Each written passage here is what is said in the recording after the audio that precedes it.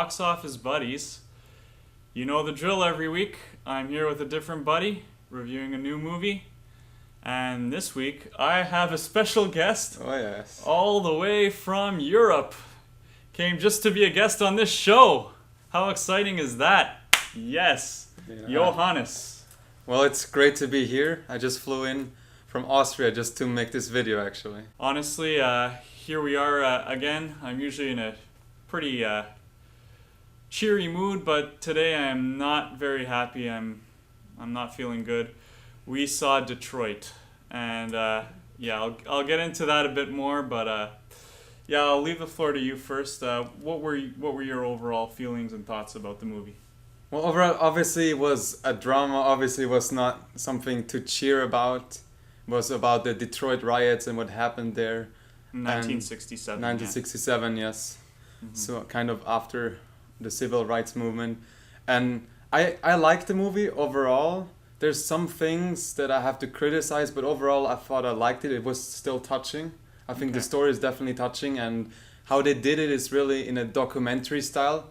How they did the camera, and especially in the beginning when they're showing the riots, you really feel confused, because that's what they make you feel like, as if you were there in the riot. And so there's that chaotic feeling in it's very chaotic, yes. I agree that this was good.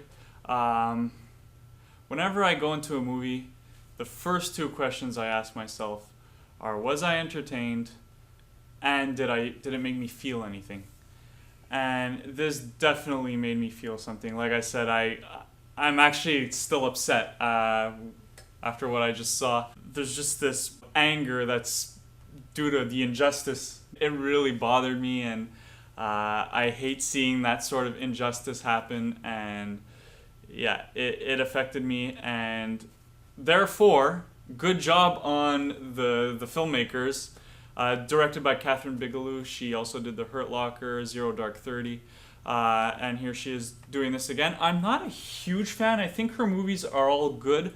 None of them are fantastic. Okay. I wouldn't say this one was fantastic either. I would say it's good, but like a strong good. You know, it's... Well, I love The Hurt Locker, actually. I'm a Okay. big fan of that movie. Okay. But yeah, compared to this one, I would say, The Hurt Locker still takes the first place for me. Yeah, I mean, we can talk about the technical aspects of the movie. I thought it was interesting the way it's filmed, but also I didn't like the direction a lot of the time. I thought the camera work was a little too distracting at points, definitely. and I wasn't able to really follow what my mind wanted me to follow.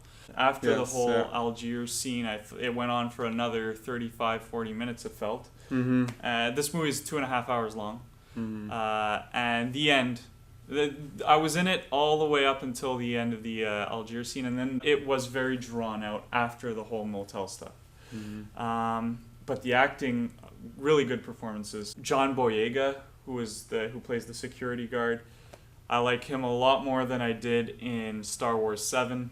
Oh, well, it's a different movie, kind of. Anthony Mackie, I like him a lot more than I did as that stupid flying guy in the Marvel movies. Yes. But what's Hawk? No, Hawkeye. That's Jeremy Renner. Falcon. Oh my gosh, Marvel. Very strong performances. Technically good, despite the camera work that I wasn't such a fan of. And yeah, the writing, this just got me on an emotional level. Yeah. Well, especially the acting by the police guys, I thought, it was really aggravating. It was catching you, say like there's just injustice and they don't care, or they just... Yeah, no, exactly. There is that, like, you really do have this performance by the cops where you end up hating them. Yeah. Almost like, and it like I said, it got me emotionally, which is most movies don't. This one really did. The thing with a movie like this is it makes me so angry to see injustices like that, and it almost makes me sympathize and agree with rioting. Okay. And so, like, you have this movie is still relevant to what's stuff that's happening today, where like you'll have the Ferguson riots just a couple years ago, where there were people were rioting because a black guy was unjustly killed by a police officer, and then he was let off free. And when stuff like that happens, people riot. And a movie like this makes me, like sympathize with them and be like, yeah, they should be rioting because there is no justice and there needs to be, And it kind of makes you ask that question: what's okay? What should people take justice into their own hands at a certain point, or do we just take the loss and stand back? And in this movie, I was like, oh, these guys should riot all over again because I was upset. I totally get you, but you could also see what's interesting because there was a certain politician from that district. He came up and tried to calm them down. He was a councilman for that neighborhood where the riots were happening, and there's this line where he says, you're destroying your own neighborhood, and it's true. It's true, yeah. But there needs to be some sort of action taken. I feel like sometimes when I see a movie like this that, people do need to take justice into their own hands. So this really did hit home on an emotional level, and any movie that does that, I have to give props to. I would recommend this. I really would. I'm not going to recommend people go out and riot when things happen, but... I thought you said so before. You were about to. It does make you wonder what is okay to do and not okay to do in these sort of situations when the justice system is really that corrupt.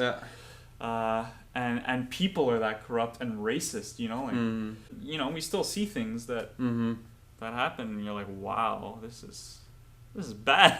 Yeah, seriously. I feel like it was a good movie, but they could have maybe should have just left it around 2 hours. Okay. An hour 45, I think.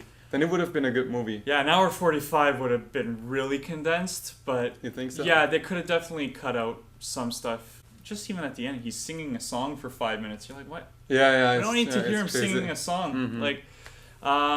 And they do that he sings 3 times in the movie. And why? And we it takes get it. a while, yes. Yeah. All right, well, why don't we do this? Marvel or Matrix? So for my non-regular viewers, you may not know yet, but Marvel's the worst. Matrix rocks. Well, it made me think of Prisoners, actually. Totally different movie. But I just thought, it's also about how much, what can you do if there's so much injustice and you cannot really do anything without being violent? For me, Prisoners was my favorite movie of 2013, so it's hard for me to put this on that level. Yeah. I'm gonna give this a straight out of Compton. What the heck? So it's just it reminded me of that. I felt a lot of the same things, and you have that song in Straight Outta Compton that they sing, that the NWA sing. I will not speak the title, but it has to do with the police. And they experience a lot of injustice too, and I'm like, fight the system. You go do that. It just brought back a lot of that emotion I had in Straight Outta Compton. It's to me an equally good movie too. They're pretty similar in what I would rank them. Well, thanks for checking out this review. Thanks for doing this with me. Oh, you're welcome. Yeah, all the way from Europe. Yeah. That's some true dedication right there. You're subscribed. If you're not yet, subscribe, share the video, like it. Make sure it gets as much traction as it can so that we can continue doing these. I can afford to fly guys like this in, Yeah. It pays me all the way, actually. Yeah, exactly. So, thanks for checking it out. We'll see you soon.